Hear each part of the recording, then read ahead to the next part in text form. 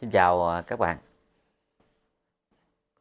Hôm nay chia sẻ cho các bạn một cái bài học đầu tiên của ngành âm nhạc mà các bạn là cái người chơi nhạc đó. Các bạn đánh trống là các bạn chơi nhạc, để cho các bạn hát, người ta hát là các bạn chơi nhạc đó.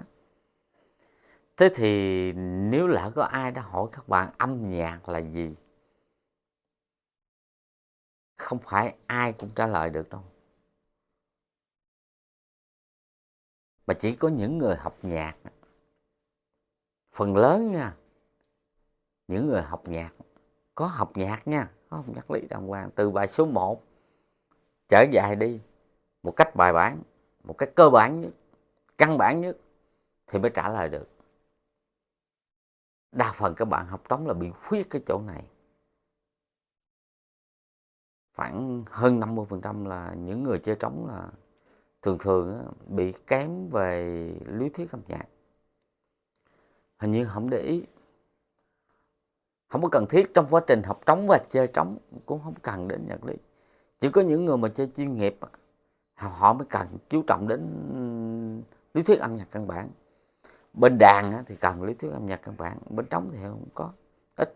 Chính vì cho đó mà hôm nay muốn nói cho các bạn về cái chuyện mà cái bài học đầu tiên của ngành âm nhạc mà ít ai biết.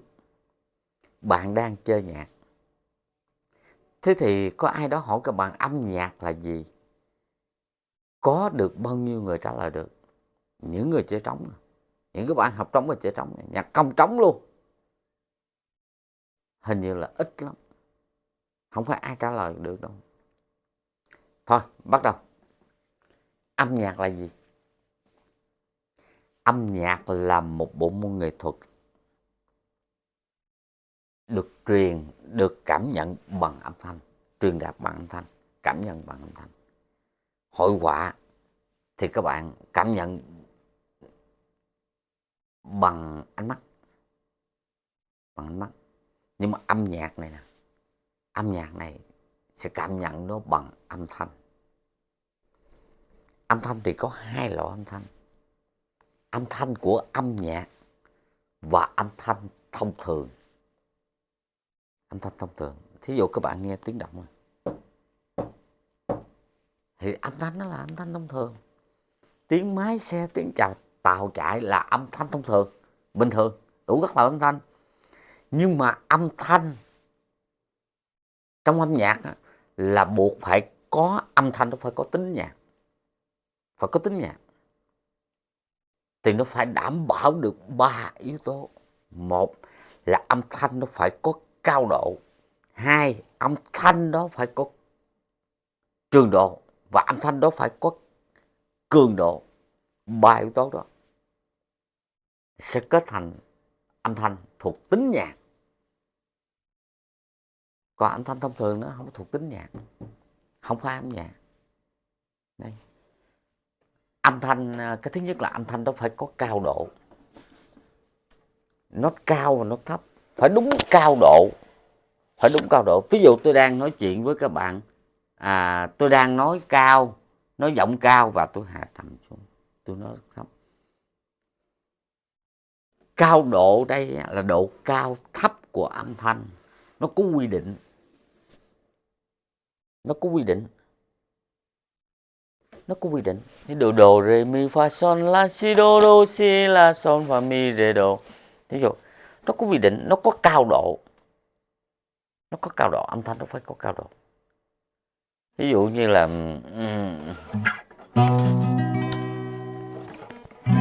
la la la la la la la la la la la la la la la hơ hơ hơ hơ.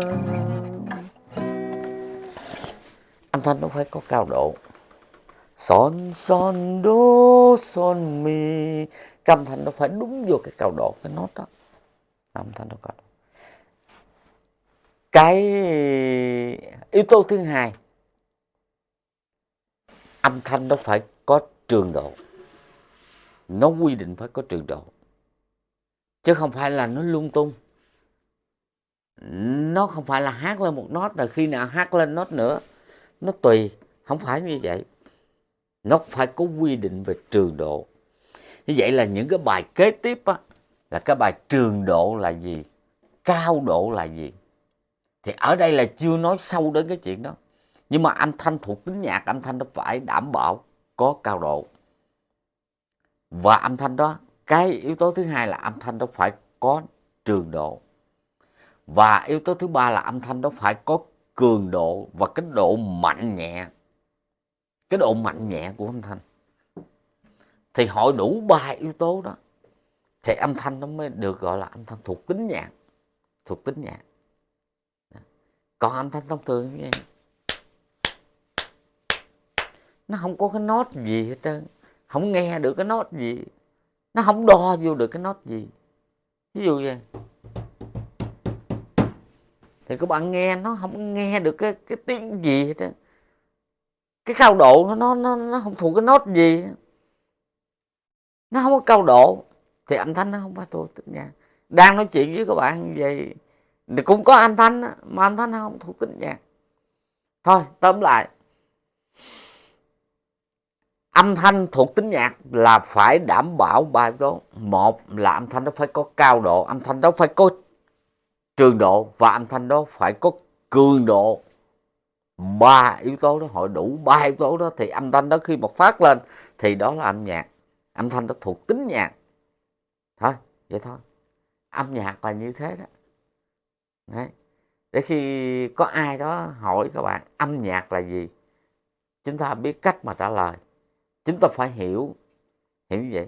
Đôi khi chúng ta biết chơi đó là chơi nhạc, chơi vậy là chơi nhạc, đệm trống quýnh trống chơi nhạc, cái đệm cho ta hát là chơi nhạc đó, mà không biết chơi nhạc là chơi cái gì.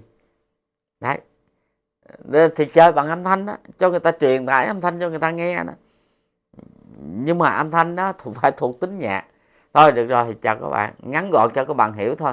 Còn khi các bạn mà lên trên mạng hoặc mà tra Google vào trong trường học á, đôi khi phải nói giảng theo phong cách âm nhạc Hàn Lâm, tần số ha, rồi hẹp gì đó, tần số đồ này kia, nó tùm lum, nó dài lắm, nó mấy trang giấy lận.